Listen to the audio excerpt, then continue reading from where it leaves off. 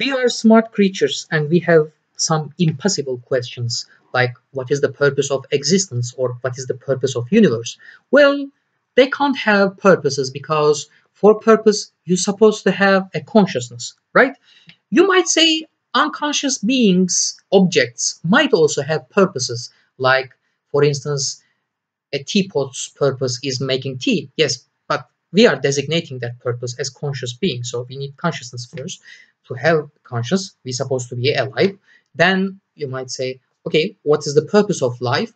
Well, answering these questions, sometimes we digress and we forget that life is not something exclusive for humans.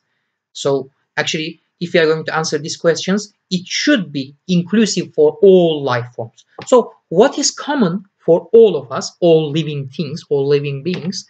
Staying alive, right? Okay, then to stay alive, first we need some kind of nutrition, something to eat, and we have to reproduce, obviously, to continue our existence. This might sound too simplified, too reductionist, but our first norms, our first laws, our first taboos are basically about these things: what you can eat, what you cannot eat, or with whom you can marry, with whom you can reproduce. So since we are social creatures, we live together and we need each other.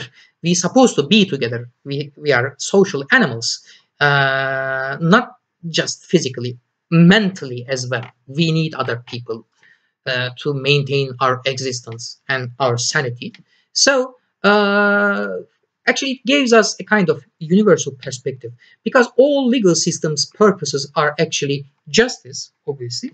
So actually instead of seeing the differences, I'm looking onto the similarities between different legal systems among, for instance, the Roman law or from common law or from Islamic law.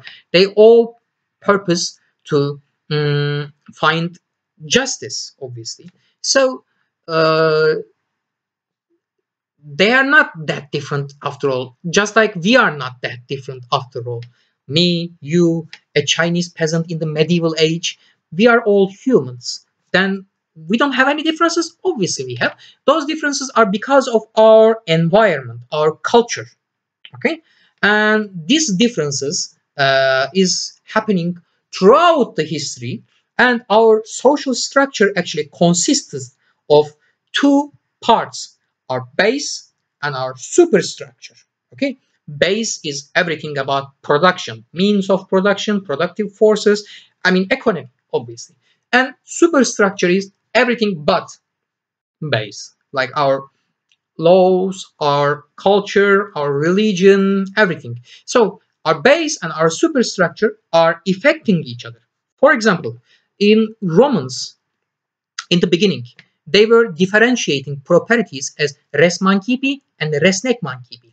So res mancipi properties were agricultural tools, agricultural land, beasts of burden, and slaves, anything about agriculture. And res nec mancipi is anything but res mancipi. So according to that primitive Roman law, I say primitive because it happens in the first couple of centuries.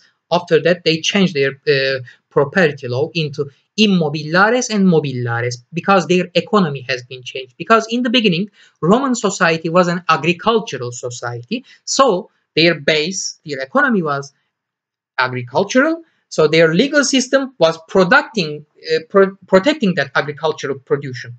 Okay. So, but in time, when Rome became a mighty empire around the Mediterranean basin, then their economical structure has been changed, so their legal structure also has been changed, and they start to differentiate properties as immovable properties and movable properties, as we are making this same distinction today.